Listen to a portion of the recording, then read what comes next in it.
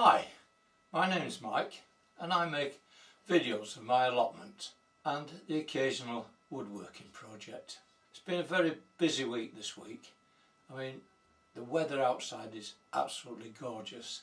Today is the 1st of March, which is the official start of spring, but it really started last week. It's been a real pleasure to be out on the allotment. I've been out every day. It doesn't matter what I've been doing, whether it's an essential task or a menial task. It's been really nice just being out there with the sun on your back, doing whatever needs doing. Felt that, in actual fact, I've been taking 2 steps forward and 1 step back.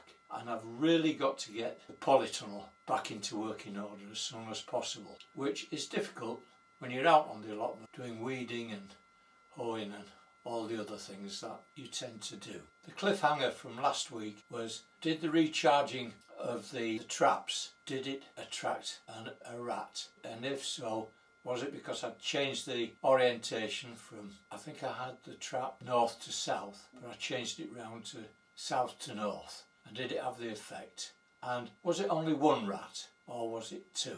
If it was 1 rat, the bait would still be in the trap. If it was more than 1, the bait would have disappeared, leaving an empty tray or empty pan and the dead rat there. So let's go now onto the plot. Let's move back the enviromesh and let's see what is revealed.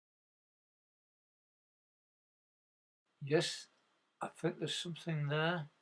Let's have a look. Yes, a dead rat, and the bait is still in the pan. But let's get on with clearing bed 9. And that's by making a start on clearing last year's peas. Now, before I start weeding, I must clear my line of sight, vision, the camera vision, due to those spent brassicas on raised bed 13 that are in the way.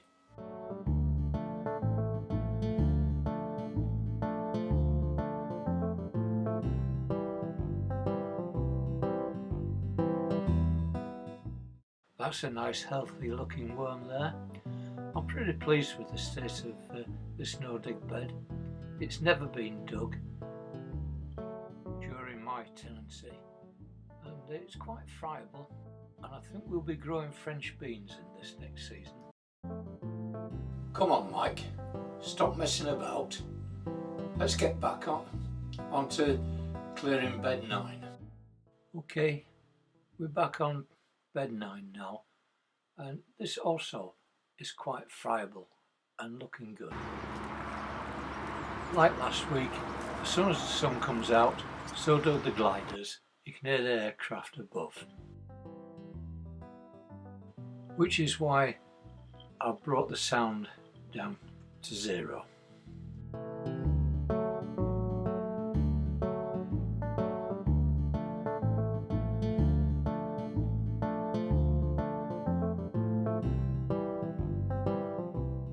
Surface soon works itself into a fine tilth when raked, as does raised bed 13. Each daily visit I try and do a little bit of strimming, charge the battery in the evening, and the next day I've got a fully charged battery.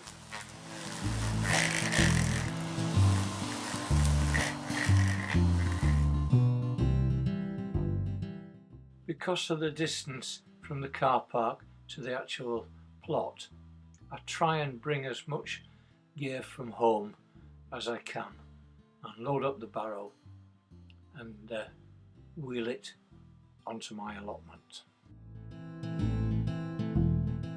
For on every visit, I always take my go bag. And that's my go bag.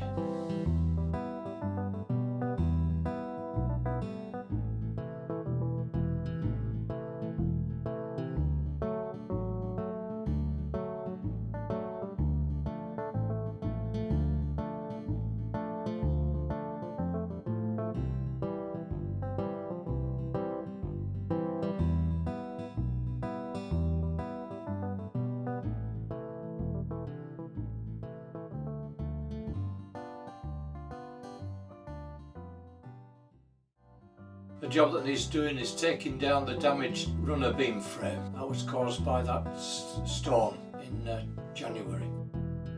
These bamboo canes are over 6 years old now, and I don't think they'll go through another season, so I may have to get these replaced.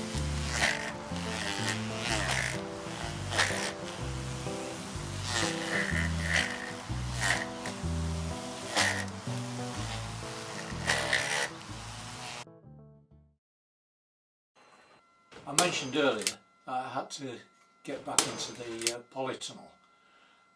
I'm not having much success with the general seed sowing. Still doing okay on the broad beans.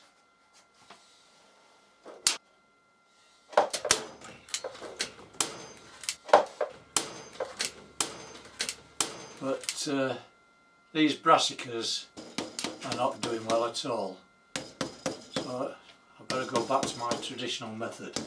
So during the early mornings and in the evenings, I've been going back into the shed to start work on the rat preventive ventilators, replacing the damaged environmental mesh ventilators that came with the polytunnel. Therefore I salvaged some scrap metal netting and cut it to shape and stapled it to the inside face of the timber frames I made earlier. Having fastened its inside face, I'm now ready to put on the second frame. Here I'm just trying it. I haven't got the Enviro mesh, that is still on the allotment, and on my next visit I'll bring some with me. I had earmarked a length of Enviro mesh which had become damaged and had a rather rough cut to it, so I brought this. The only trouble is I had to put it into the washing machine first. That caused one or two problems with Mrs. B, which she forgave me in the end, and here it is hanging out to dry. This is the Enviro mesh after it had been washed, and you can see the jagged edge, and that's how I got it from the garden centre. Using my T-square, which I used to use at building college. Not used it for years, not since at least 1980.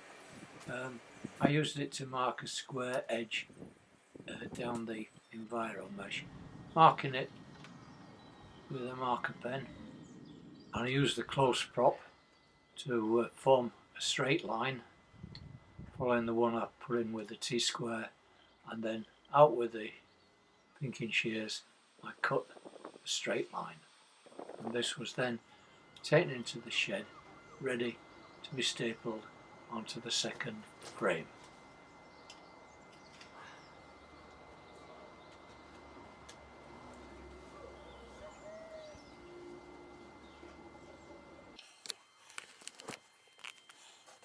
I considered this was a good piece of recycling. The Enviro mesh was stapled and stretched, and again it was stapled onto the inside face of the second frame.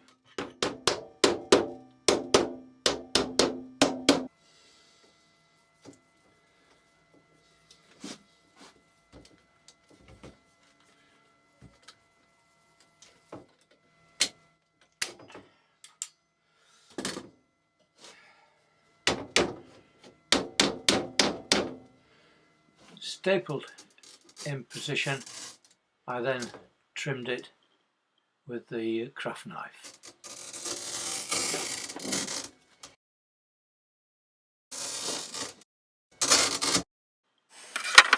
The frame that had the mesh was then placed over the top. All I need now is some screws and bolts.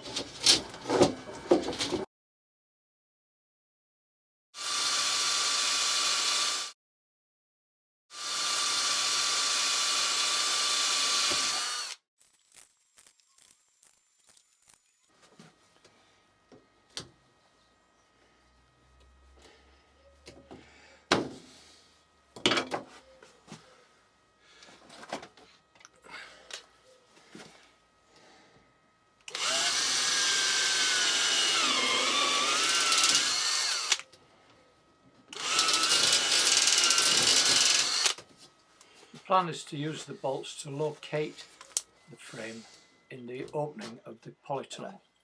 We'll see if that works later, but that's the plan. The frame's put together now, and I can take this prototype onto the plot, and I'll give it a try then to see if it works. It's still all in the mind, is the making of this frame. I think it'll work though, but we'll see.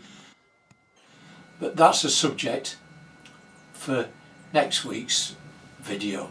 This leads me into saying that's the end of this video. So I hope you enjoyed it, and if you do, a thumbs up would be appreciated.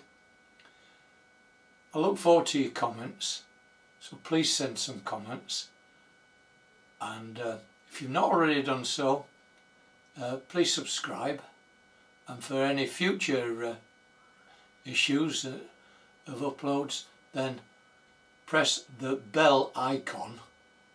You'll get notification of when I've made an upload.